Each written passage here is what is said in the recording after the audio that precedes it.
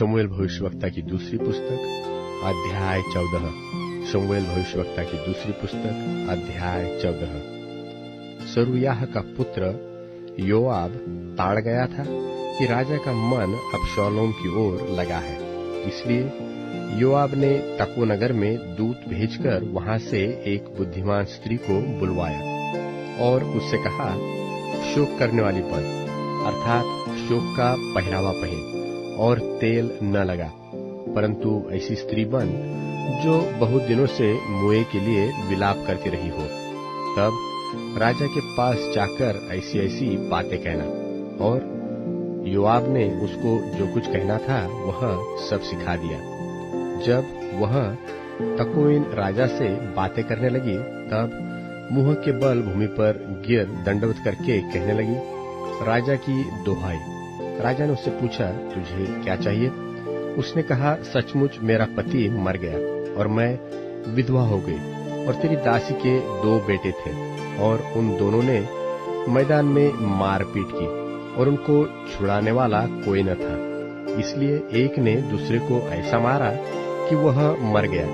और यह सुन सब लोग तेरी दासी के विरुद्ध उठकर यह कहते हैं कि जिसने अपने भाई को घात किया उसको हमें सौंप दे, कि उसके मारे हुए भाई के प्राण के पलटे में उसको प्राण दंड दे और वारिस को भी नाश करे। इस तरह वे मेरे अंगारे को जो बच गया है बुझाएंगे और मेरे पति का नाम और संतान धरती पर से मिटा डालेंगे। राजा ने स्त्री से कहा, अपने घर जा और मैं तेरे विषय आज्ञा दूंगा। तकोइन ने राजा से कहा, हे मेरे प्रभु, हे राजा, दोष मुझी को और मेरे पिता के घराने ही को लगे, और राजा अपनी गद्दी समेत निर्दोष ठहरे। राजा ने कहा, जो कोई तुझसे कुछ बोले उसको मेरे पास ला, तब वह फिर तुझे छूने न पाएगा।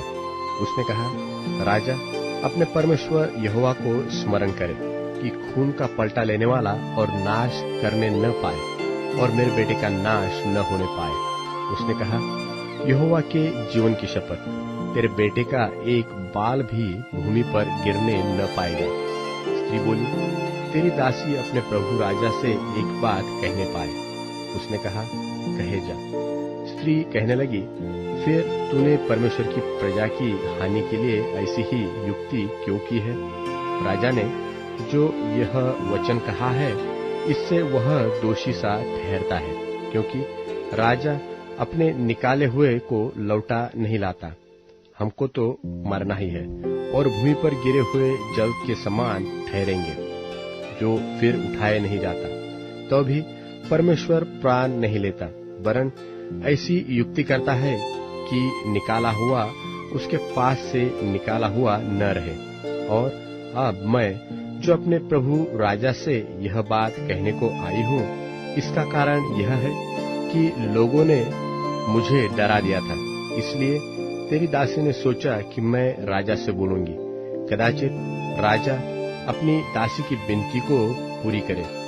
निसंदेह राजा सुनकर अवश्य अपनी दासी को उस मनुष्य के हाथ से बचाएगा जो मुझे और मेरे बेटे दोनों को परमेश्वर के भाग में से नाश करना चाहता है।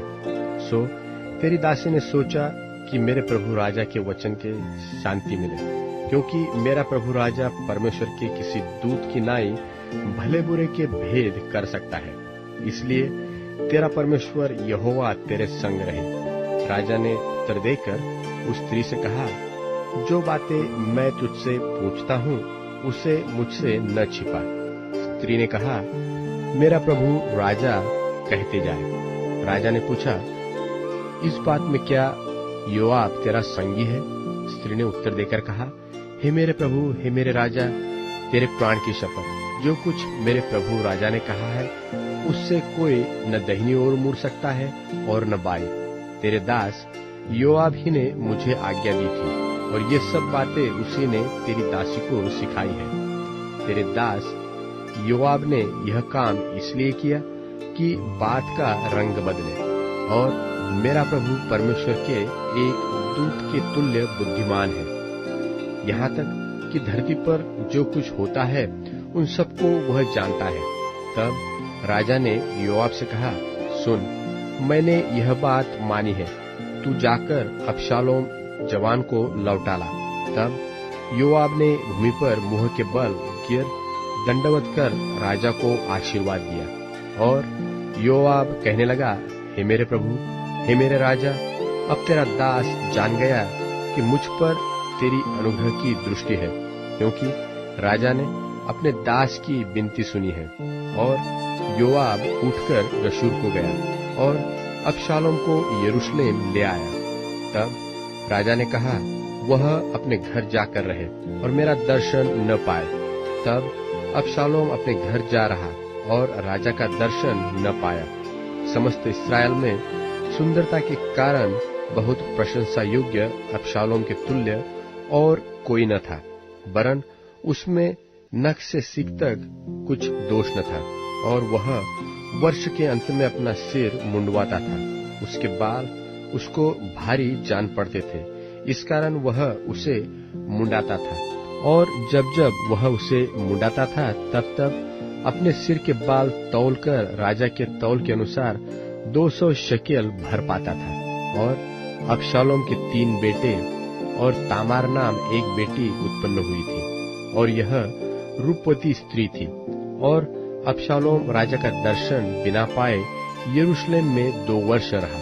तब अबशालोम ने योआब को बुलवा भेजा कि उसे राजा के पास भेजे, परंतु योआब ने उसके पास आने से इनकार किया।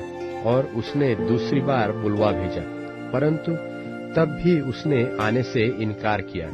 तब उसने अपने सेवकों से कहा, सुनो, योआब का एक खेत मेरी भूमि के निकट है और उसमें उसका जव खड़ा है, तुम जाकर उसमें आग लगाओ। और अबशालोम के सेवकों ने उस खेत में आग लगा दी। तब योआब उठा और अबशालोम के घर में उसके पास जाकर उससे पूछने लगा, तेरे सेवकों ने मेरे खेत में क्यों आग लगाई है? अबशालोम ने योआब से कहा, मैंने तो तेरे पास यह कहला भेजा था कि यहाँ आना कि मैं तुझे राजा के पास यह कहने को भेजूं कि मैं गशूर से क्यों आया। मैं अब तक वहाँ रहता तो अच्छा होता। इसलिए अब राजा मुझे दर्शन दे, और यदि मैं दोषी हूँ तो वह मुझे मार डाले। तो योआब ने राजा के पास जाकर उसको यह बात सुनाई, और राजा ने अबशालोम को बुलवाया और वह उसके पास गया और उसके सन्मुख भूमि पर मुंह के बल गिर के दंडवत की। और राजा ने अबशालोम को चूमा।